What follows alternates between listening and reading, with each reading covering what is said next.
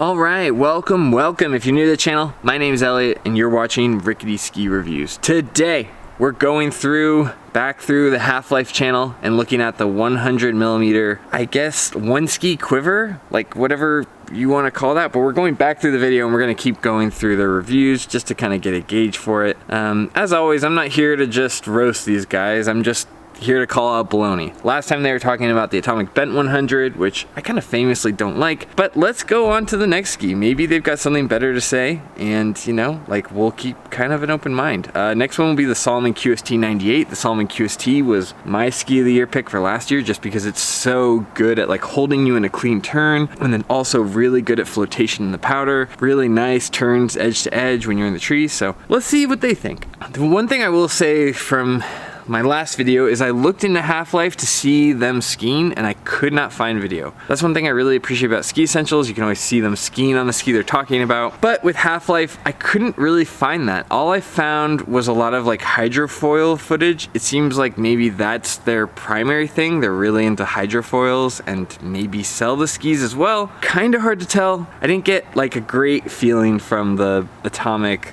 Bent 100 review. Who knows, maybe I'm missing something. Let's see what they have to say about these other skis before we're too quick to judge. And just to give you some background on what I thought of the QST 98, I really liked it. I mean, it feels firmer than it should without any TI in it. It has that kind of double sidewall. It really holds you in that clean turn. It feels great in the powder. It's a really nice ski, especially in that 98 width, but let's see what they have to say. And here we go. Onto the Salomon QST 98. This is a super fun ski. So what I love about the QST 98 is its turn radius. This ski, if you take a look at what's pretty much right in front of the toe and the heel of the binding, this side cut is a nice deep side cut. So what you're gonna find is when you roll the ski up on edge, it engages and it turns quick. It is amazing ski. It has such a fun feel to it. Some other things with this ski, and I brought this little like salesman. It engages? Yeah, every ski engages when you put it up on edge. What?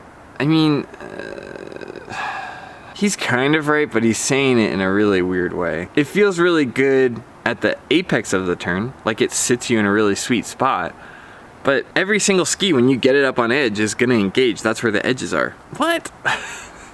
All right, give him a chance. Okay, let's keep going. Sample here to kind of talk about the core of the ski. There's a lot to talk about here. So when you're looking at the QST 98, this is an open graphic. So, you know, it's clear graphic so you can see the guts of the ski. You can see the wood core, mainly wood core. All of these skis are wood core for the most part. Down in this section, this dark section here in the tail and in the tip of the ski, this is a layer of carbon and flax. The idea...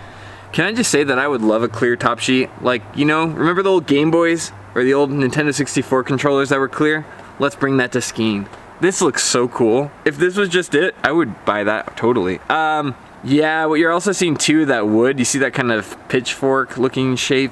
It almost, like a tuning fork. Reminds me a lot of the K2 Mindbender. There's a couple other skis, I think, that did it first, but that is funny to see. It's got the double sidewall, but then it's also using wood in that same way where you're using that kind of thicker wood around the middle. Amazing that they're not using Titanol. Like, and it feels that good. There is to give the ski a light feel, but not sacrifice power. It gives the ski good energy and liveliness in the tip and tail. Combination of cork above that. So at the very tip of the ski and on the very tail, you see cork, like a cork, right? Like a wine bottle cork. The idea there is it dampens those vibrations, so you get... Yes, we knew what cork was the first time you said it. Yeah, this is a really cool design. I mean, I've been saying for this like entire year that I think that the Salomon QST is the most ingenuitive design in a ski. The fact that it feels so stable without needing metal, the way that it holds your energy, the way that it holds you in that turn. The one downside that people never talk about with the ski is that it can feel a little like it doesn't want to get out of the turn. Like once you're locked in and you get it up on edge, if you try to like alter the turn and try to like double turn, it really doesn't like to do that. So you just gotta look ahead a little bit when you're carving with the ski, but it's a minor, like tiny minuscule critique. Overall, it's like probably one of the best ski designs that I've ever skied on. The carbon and the flax that gives you good power and energy and liveliness, and then you get that cork that really helps dampen the ski to give it a really smooth feel on the groomers when you want to open it up. That's in the QST 98, beautiful ski. Okay, can I call out some baloney here? I didn't really feel that cork. I mean, maybe that's the point, it kind of dampens it, but it's not going to be as damp as like the Vocal Mantra or something like that. This ski definitely is reactive and you're going to feel it.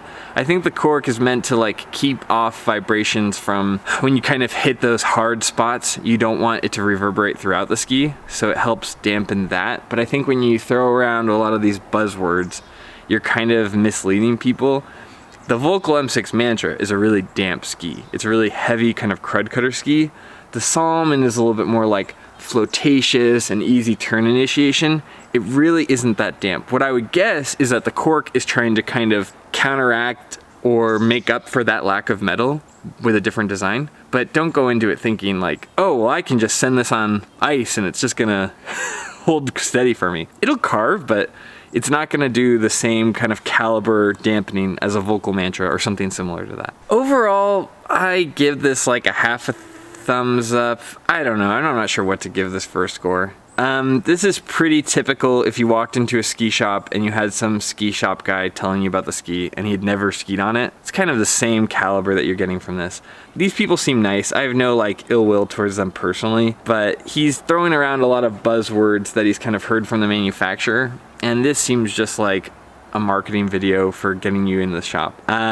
Maybe I'll see something that makes me feel differently. I haven't seen any like footage of them on snow. I just saw one of their videos where they're kind of like a slideshow of them in powder, but nothing I saw that really like indicated to me that they've really loaded up these skis.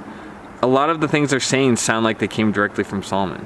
So I don't know, not that impressed. This is pretty typical stuff. As a consumer, I like to get more like in the woods of like, how does a ski feel? How does it feel compared to other skis?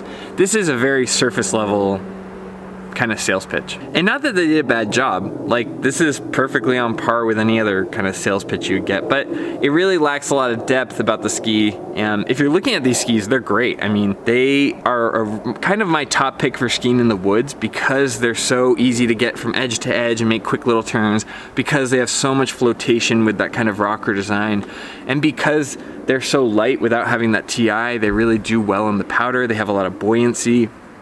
So I mean, that's my ski of the year for the woods, and then it also has that added benefit of being able to hold a turn and really have a beautiful feeling when you carve.